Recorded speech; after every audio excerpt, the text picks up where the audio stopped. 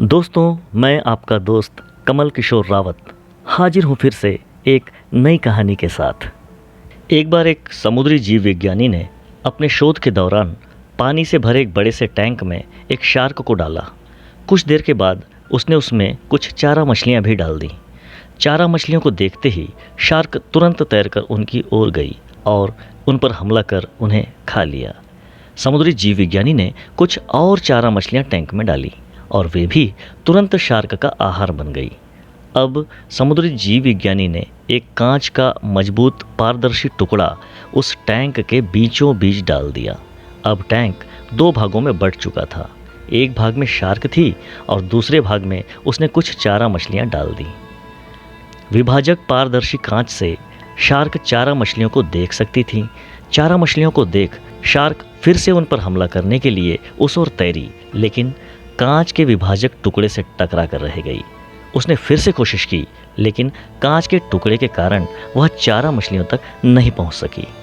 Shark ने दर्जनों बार पूरी आक्रामकता के साथ चारा मछलियों पर हमला करने की कोशिश की, लेकिन बीच में कांच का टुकड़ा आ जाने के कारण वह असफल रही।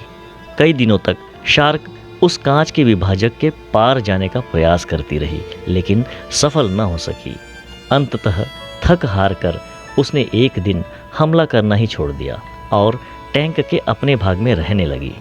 कुछ दिनों बाद समुद्री जीव विज्ञानी ने टैंक से वह कांच का विभाजक हटा दिया, लेकिन शार्क ने कभी उन चारा मछलियों पर हमला नहीं किया, क्योंकि एक काल्पनिक विभाजक उसके दिमाग में बस चुका था और उसने सोच लिया था कि वह उसे पार नहीं कर सकती।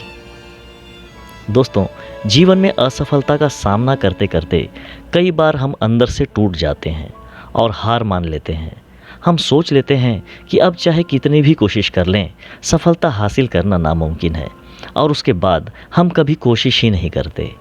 जबकि सफलता प्राप्ति के लिए अनवरत प्रयास आवश्यक हैं। परिस्थितियां बदलती रहती हैं, इसलिए अतीत की असफलता को दिमाग पर हावी न होने दें और पूरी लगन से फिर मेहनत करें। सफलता जरूर आपके कदम चूमेगी। कहानी आपको कैसी लगी कमेंट करके ज़रूर बताएं। अगर अच्छी लगी हो तो लाइक और शेयर ज़रूर करें। अभी के लिए बस इतना ही, फिर आपसे मिलते हैं अगली कहानी में।